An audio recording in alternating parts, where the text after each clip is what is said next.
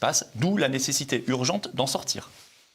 Alors, on va écouter, si vous voulez bien, un petit extrait d'Emmanuel Macron lors de son discours à l'ONU, et puis on se retrouve tout de suite. L'impérialisme contemporain n'est pas européen ou occidental. Il prend la forme d'une invasion territoriale, adossée à une guerre hybride, mondialisée, qui utilise le prix de l'énergie, la sécurité alimentaire, la sûreté nucléaire, l'accès à l'information et les mouvements de population comme des armes de division et de destruction.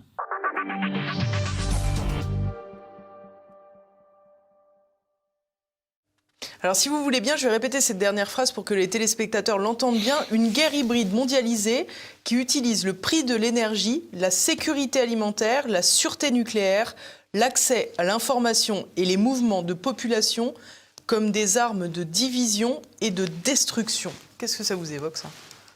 Il parle de lui ou... Non mais, l'énergie.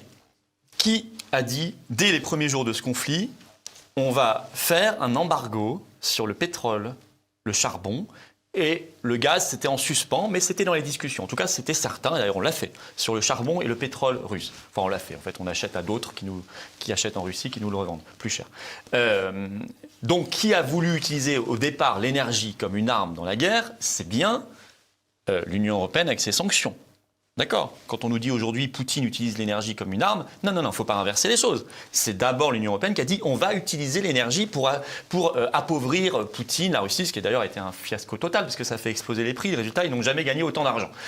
Donc, première chose, faux. Deux, il dit... la crise alimentaire aussi. La crise alimentaire, bon, ça c'est une conséquence, mais il nous dit en l'information. Qui, le premier jour, nous dit on interdit RT France, Sputnik, les médias russes chez nous. Avant même que la Russie interdise le moindre média, d'ailleurs je ne sais pas si la Russie l'a fait finalement, moindre média occidental, c'était d'abord nous. Hein. C'est l'Union européenne, souvenez-vous, la fameuse Ursula, qui est venue annoncer que ça y est, à partir de début mars, il n'y aurait plus RT ni Sputnik en Europe. Donc là aussi. Et je crois qu'il y avait un troisième où il dit, c'était quoi l'énergie, l'alimentation Énergie, alimentation, sûreté nucléaire. Évidemment. Sûreté nucléaire. Qui bombarde les alentours de la centrale Zaporijia?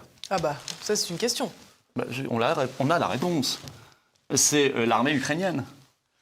Je veux dire, c'est l'armée ukrainienne. Il y a 500 soldats russes depuis le 2 mars dans cette centrale. Qu'est-ce que l'armée russe va aller bombarder les soldats russes? Enfin, c'est une dinguerie. Et pourquoi elle aurait commencé ça en août alors qu'elle occupe la centrale depuis début mars? Ça n'a pas de sens. Et d'ailleurs, l'AIEA qui est arrivée en mission là-bas n'a jamais dit que c'était les Russes. Non, mais elle n'a jamais dit que c'était les Ukrainiens. Oui, mais ça, ils ne peuvent pas le dire. Mais par contre, s'ils ne disent pas que c'est les Russes, c'est que c'est pas les Russes. C'est que c'est les Ukrainiens. Enfin, je veux dire, c'est évident. D'ailleurs, vous regardez les médias français, c'est amusant parce qu'ils n'osent plus dire non plus que ce sont les Russes. Il y a juste des bombardements sur cette centrale. C'est toujours ce qu'on dit maintenant. Il y a eu des bombardements. Hop, alors on ne sait pas d'où ça vient. Enfin, écoutez, si ce n'est pas précisé, c'est évident. Je veux dire, je voyais l'autre jour France Info, j'en suis tombé de ma chaise, qui faisait un reportage pour expliquer que l'armée ukrainienne avait bombardé le Donbass. 8 morts. Bon. Je me suis dit, tiens, pour une fois, on nous dit ce qui se passe depuis 2014. Écoutez, Anne-Laure Bonnel, reporter indépendante là-bas, qui a documenté ça des dizaines de fois, mais personne ne l'invite. On sait qu'il y a eu au moins 15 000 morts, je crois. L'armée ukrainienne n'a pas respecté les accords de Minsk 2, ça c'est sûr, mais en plus a bombardé ces territoires. Il y a interdit l'usage du russe, etc. On sait très bien ce qui se passe. Donc, voilà. Donc, en réalité, il y a beaucoup d'accusations, d'inversion accusatoire, ce qui est classique chez les cyniques et